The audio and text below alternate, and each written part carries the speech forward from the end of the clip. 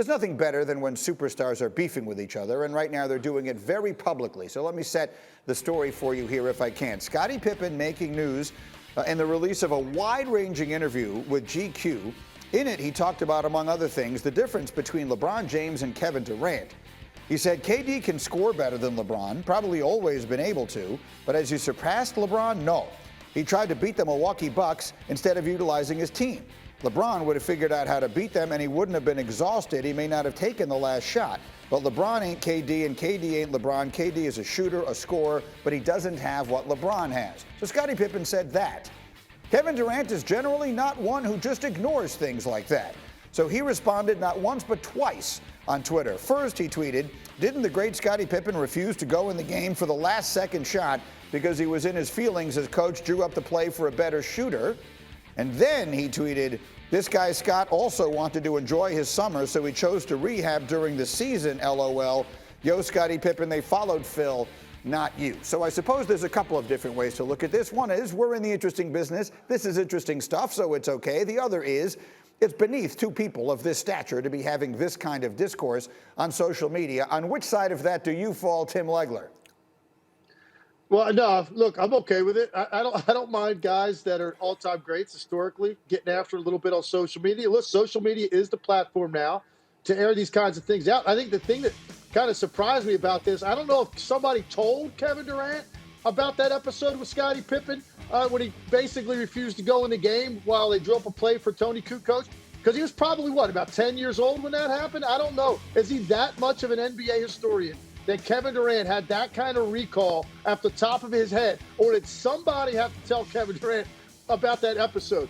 Either way, I don't really have a problem with both of these guys sort of lifting their leg, right? That's what they're doing. Dogs marking their territory. That's really what this is about. And I think overall, Scottie Pippen was just trying to make the point. Look, Kevin Durant is an elite-level player, and after what he did in that last series, it kind of reminded everybody how great he is. But he's still saying, listen, but he's still not LeBron James and all of the different ways that LeBron could beat you if he had to in that moment, rather than just going and trying to score.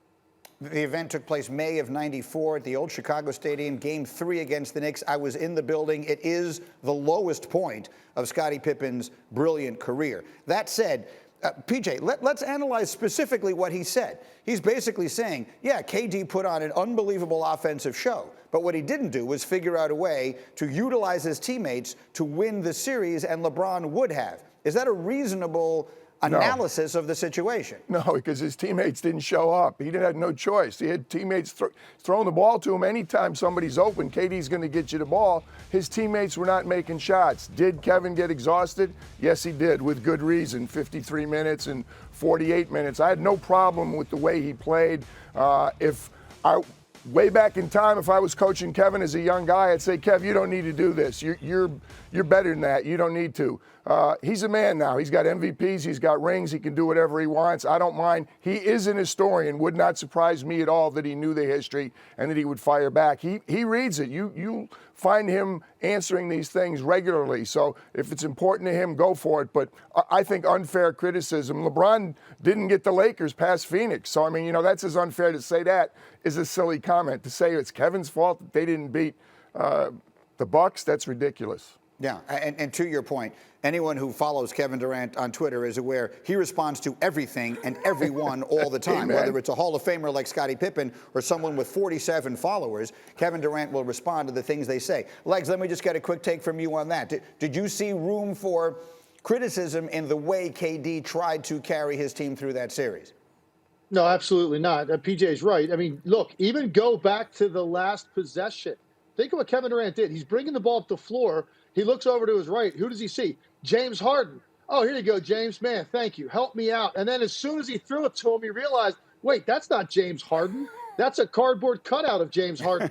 He's only got one leg. Let me run over there and get the ball back from him and now go operate in a one-on-one situation. So, no, I don't have a problem. You had guys on that team.